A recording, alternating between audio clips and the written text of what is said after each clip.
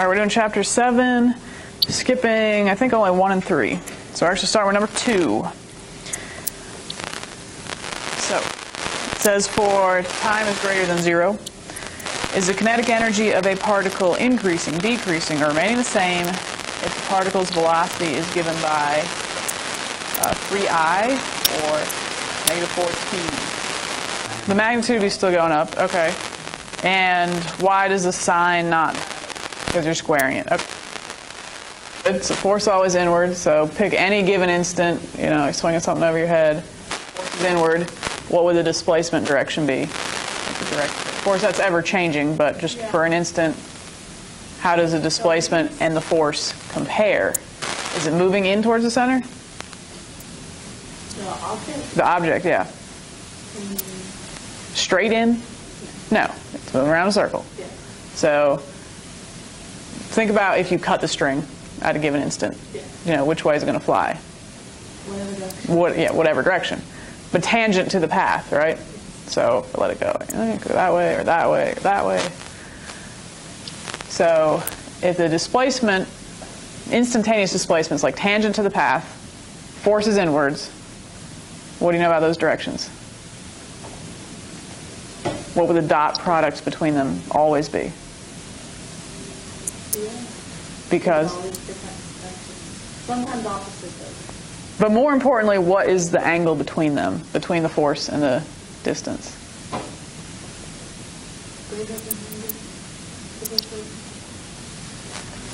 You lost me.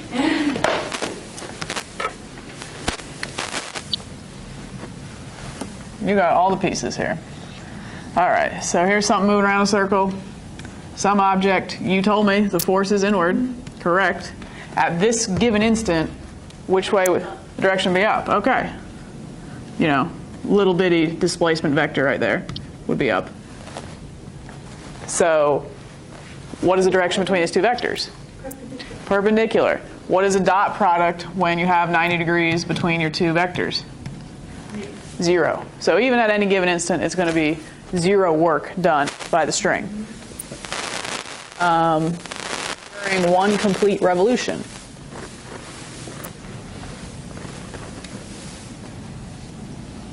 Traveled all of this distance.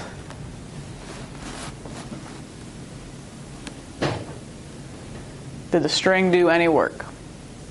Doesn't the force, because on the opposite side wouldn't it negate it? Would the force be in the opposite direction? When it's like halfway around or no?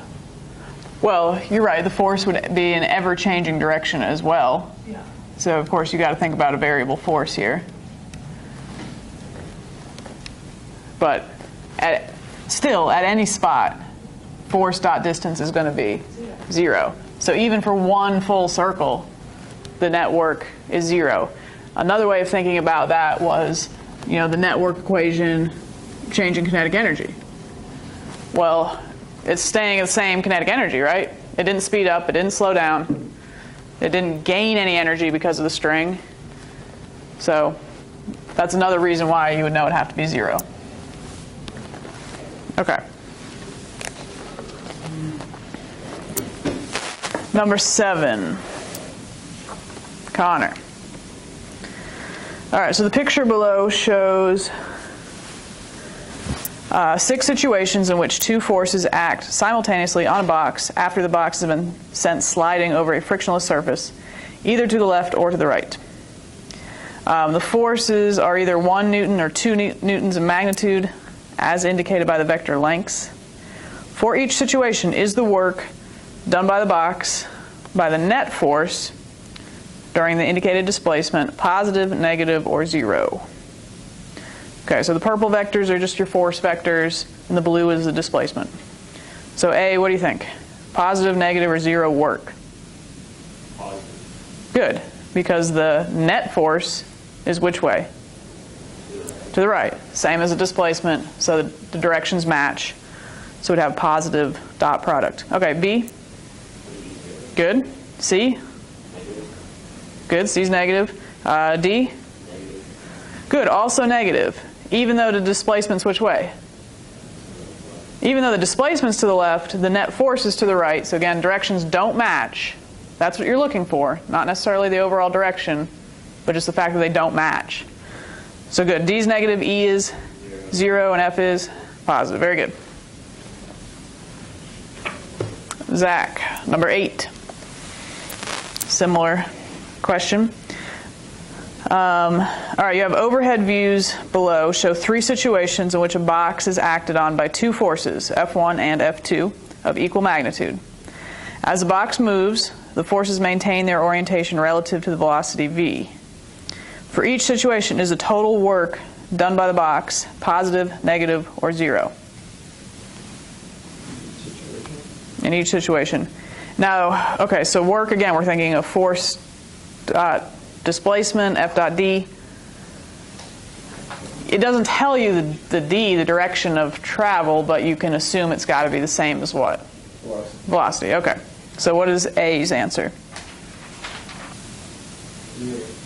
0. Good. You're guessing. Yeah. All right, what's the direction in A of the net force? Of the net force? Yep. Little. Good. Directly left. If you were to move one of those vectors, so you add them head to tail, the net is left. Even though one's kind of up and one's kind of down, they're both left.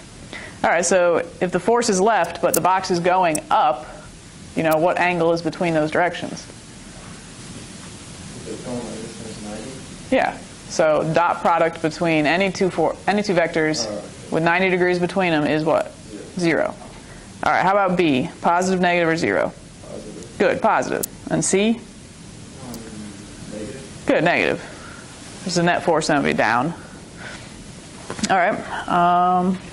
Emily, number 9. The greased pig.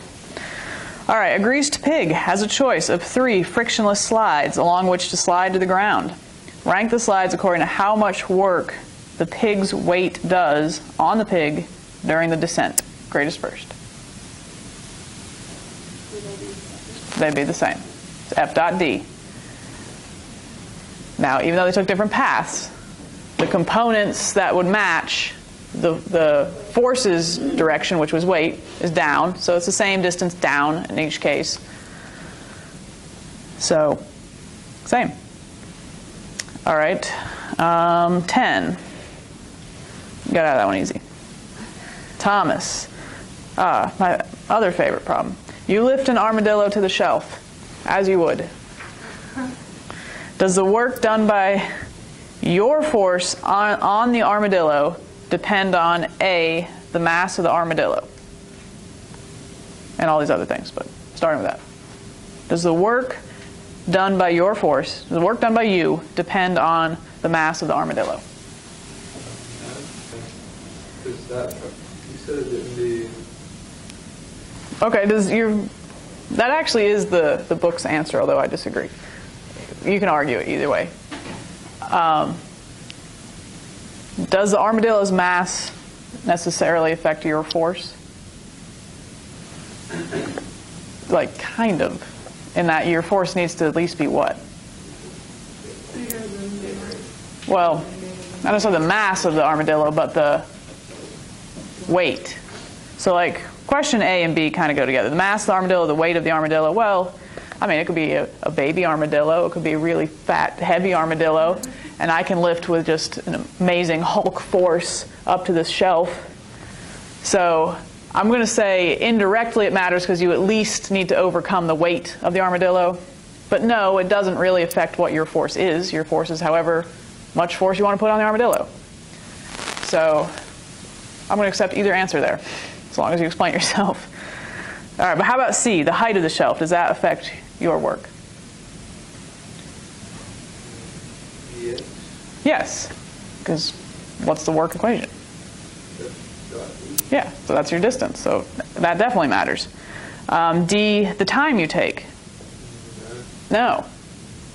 Time is not involved in the work equation, although time would affect your what?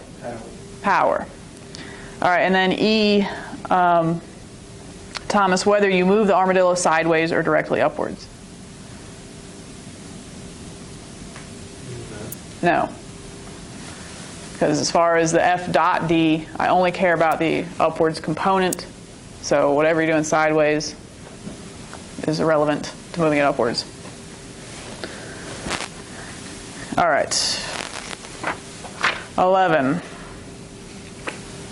Tyler. I guess Daniel knows who's next. All right, 11 shows a bundle of magazines that is lifted by a cord through distance d. The table shows 6 pairs of values of the initial speed v naught and the final speed v in meters per second of the bundle at the beginning and end of distance d. Rank the pairs according to the work done by the cord's force on the bundle over distance d, most positive first to most negative last. And up until this point, for all our work questions, we've been thinking about F dot D. Well, in this case, the distance is all the same, and they don't tell us what the forces are. But we can infer them based on these change in velocities. Because what is another work equation? Good. Work is change in kinetic energy. So, what's going to have the greatest change in kinetic energy here?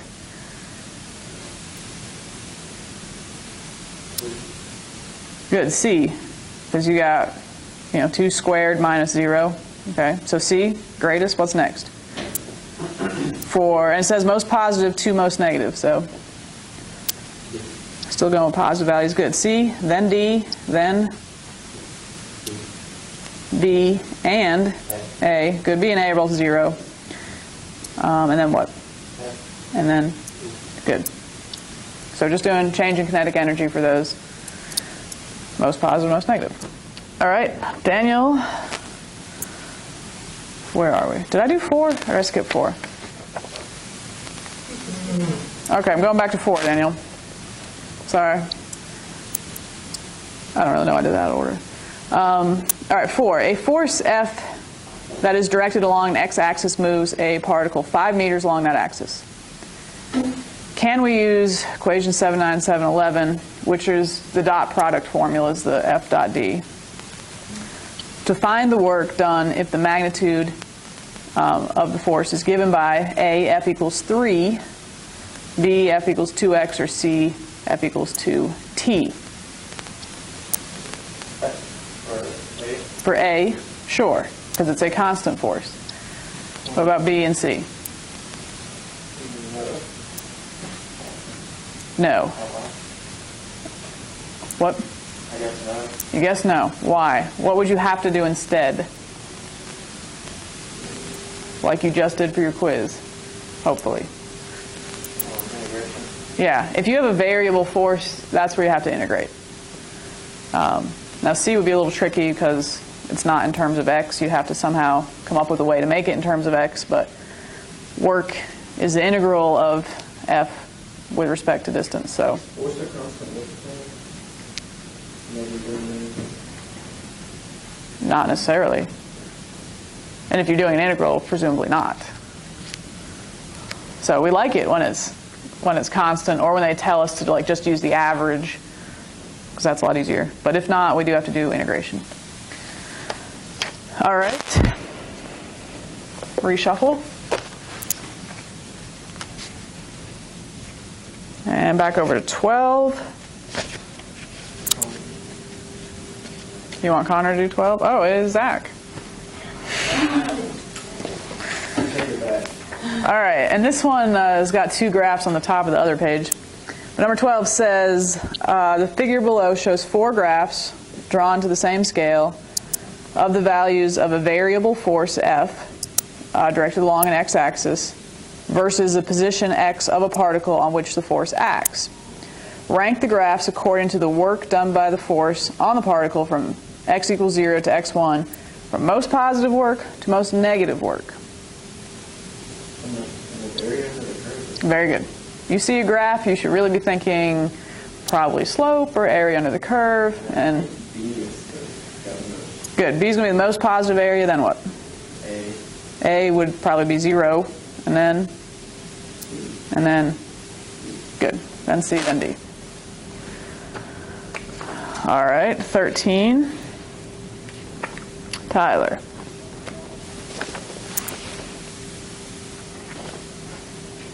Just kind of back to the equation you were just talking about. All right, so 13, we have another graph of force and position. It says the graph below shows the values of a force F directed along an x-axis that will act on a particle at the corresponding values of x.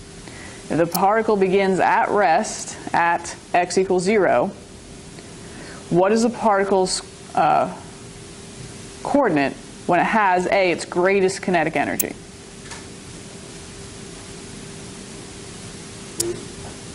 Very good, 3. That is the most positive area under the curve at x equals 3. And Tyler just told us moments ago, work is change in kinetic energy. And our original kinetic energy was 0 because it began at rest. So, good, 3. How about B, its greatest speed? How about C, 0 speed? 6. Because if you kind of see that's where it's sort of like symmetrical, positive area up to 3 cancels out the negative area past 3.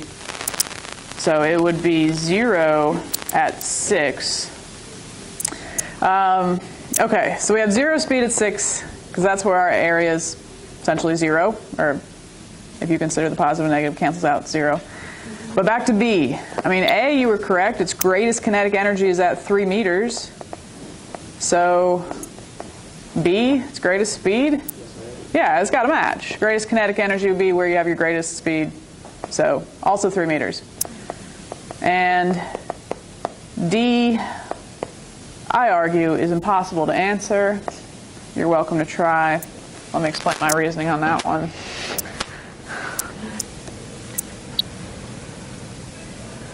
Okay.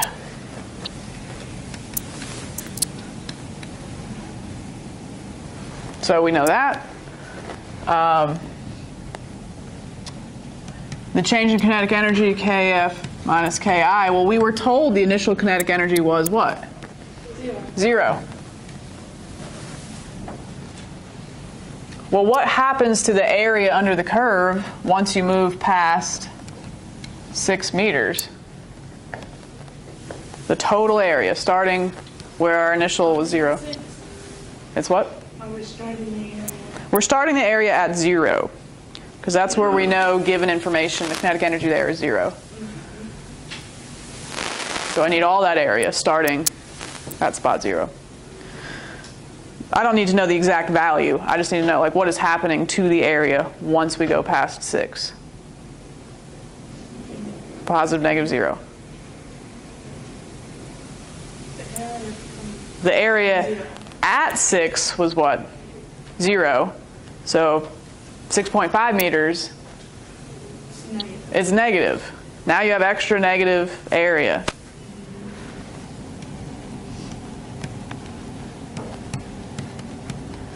How can that be? This has to be a positive value. So, I don't know. I don't know what's going on in that graph. Is there another force acting? The conservative force part stops at 6 meters.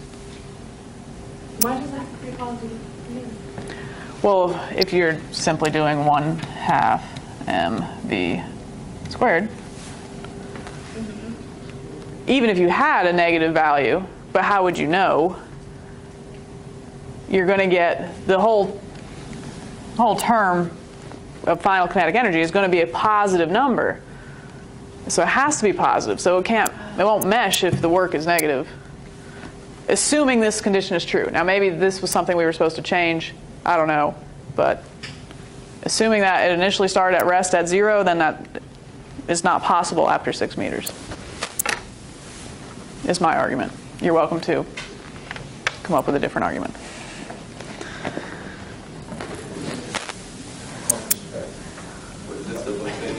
The book says it's negative direction. Feel free to, I don't like the book, so every once in a while I do too. All right. Couple more. Number 14, Emily. A block is attached. Okay, so all the rest now are little spring questions, which we all love. No, they're not hard, I promise. But anyway, back to my spring problem number 14. Okay, a block is attached to a relaxed spring, as in figure A on the top of that page.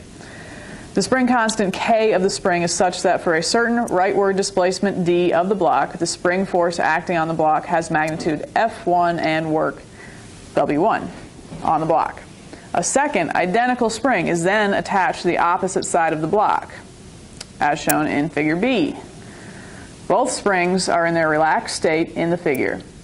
If the block is again displaced by D, A, what is the magnitude of the net force from both springs? So both springs and stuff? Yes. Would it be like net force would be 0? Okay. You're right that one force is going to be pushing and one's going to be pulling, but they're still acting in the same direction. So picture, little picture B here.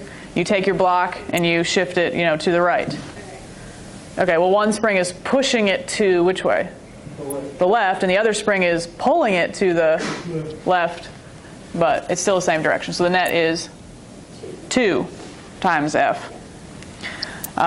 B, how much work has been done on it by the spring forces in the second case?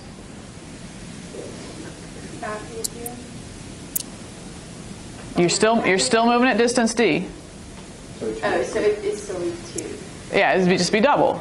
The distance is the same, and you are doubling the force. That's all. The amount of So the motion on one equals the amount of extension, which is opposite, so it wouldn't be 0? not 0 though. What if one is pulling on and then the other is pushing? Well, they said they're equal. All right, I didn't see it. So it says if it's pulled to the right, whichever way, that's work W1. Okay? And if I'm, like in part A, if I'm pulling that block to the right, okay, I am doing some work because I am moving it, and the spring is not helping. The spring does not want that block to go to the right in part A, so the spring would be doing negative work. But regardless, they're calling that W1, work 1. In part B, okay, yeah, you still have that original spring there. So you're still going to have that work 1 from that spring. But the other spring is being compressed, not stretched. But by compressing it, is the spring naturally going to compress itself to pull the block? No. So that's still not helping. Same D. But they're still opposite directions, so it'll still be a negative work. Just double. You're simply doubling the force, even though one's a push and one's a pull. You're doubling the force, you're doubling the work. Assuming distance stayed the same. Now, that was an assumption there. All right, Connor, number 15. All right. Spring A is stiffer than spring B, such that, or that is, Ka, so the spring constant of A is greater than the spring constant of B. It's a stiffer spring for spring A.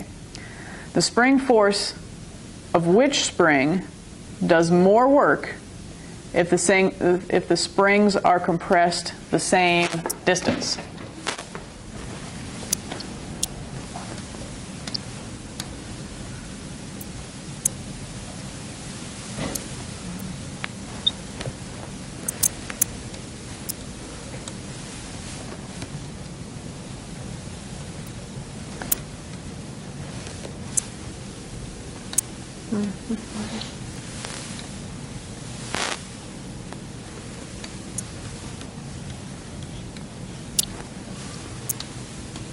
Okay, we'll call that there.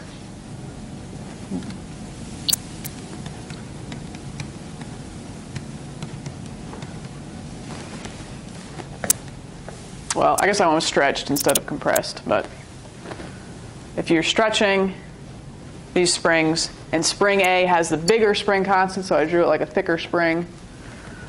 Express that pin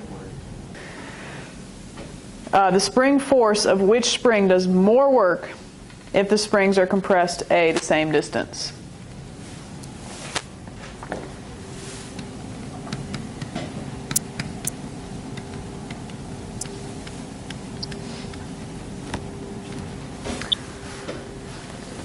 Which one provides more force? If you can kind of picture them like this.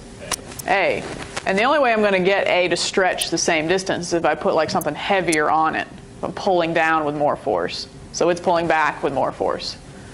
So A, the stiffer spring, it's going to be pulling with more force.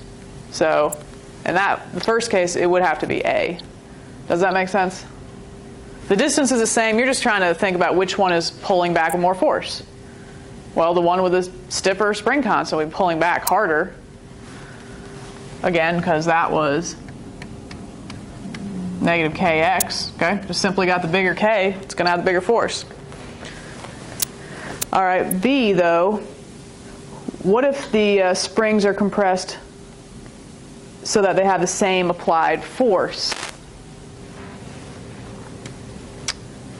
Well, let me leave A the way it is.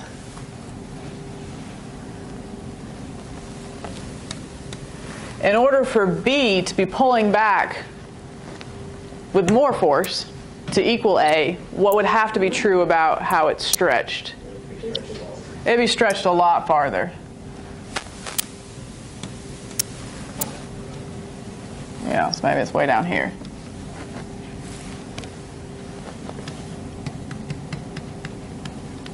Because if it has the smaller k value, it's going to have a much bigger stretched distance to have an equal force. So if the forces are equal, because we stretch this one more, which one did more work in this case, A or B? B. Forces are equal, but distance is not. So I like this question. Just throwing that out there. I like it a lot, though. All right, 16. Okay, it's a long problem. Promise it's not very difficult. Erica. All right, so the figure below shows 3 arrangements of blocks attached to identical springs that are in their relaxed state when the block is centered as shown. Rank the arrangements according to the magnitude of the net force on the block, largest first, when the block is displaced by a distance d, A to the right, B to the left. Well, okay, we'll start with that. Okay, which one is going to be providing the greatest net force when you move it? Don't overthink it. 3. There are more springs, so there's more spring forces. So 3 is definitely going to have the greatest net force. Don't worry about some are pushing, some are pulling. The direction of the force is still all the same, depending on which way you moved it. Okay, 3, then 1. And so rank them according to the work done by the block on the spring forces greatest first when the block is displaced by d, A to the right or B to the left. Well, I mean, you just told me the magnitudes of the forces went 3, 2, 1, so what do you think about the work? Same, 3, 2, 1. Because it's F dot D. D's the same. F's changing. It's got to change with F.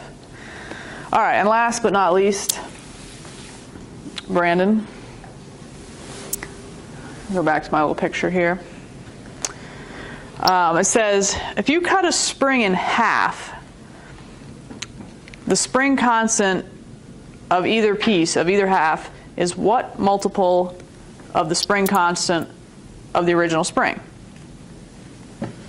Which, I don't know, it's best done by kind of imagining it, I think.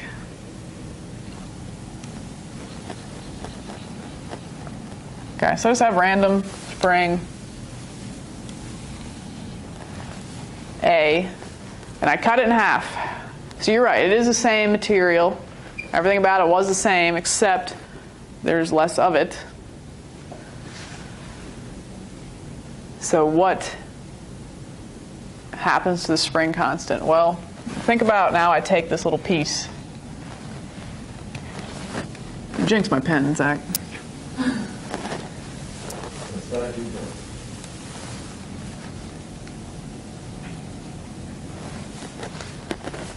That's supposed to be the same piece. So it's half of a spring. Let's say you put the same weight on either the whole thing or the half. Which one is going to stretch more? And you really just have to kind of imagine this one. The original or the half a piece?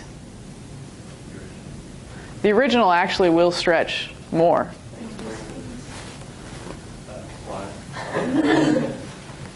It just does. We can get a spring and cut it if we... It is best done experimentally, I guess.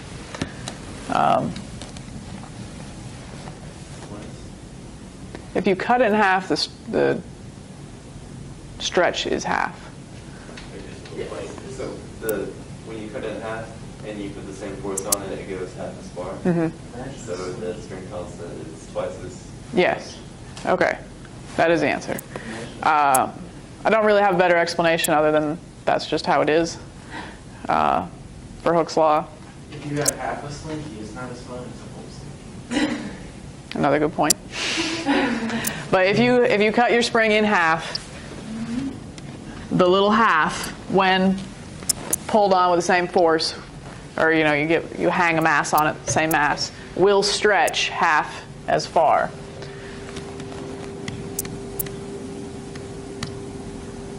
K, question mark.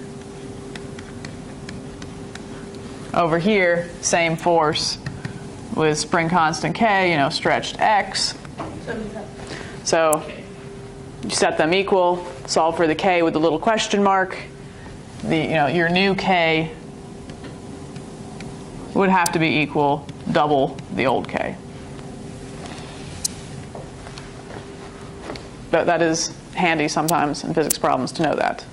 Every once in a while you are given a problem with a cut spring.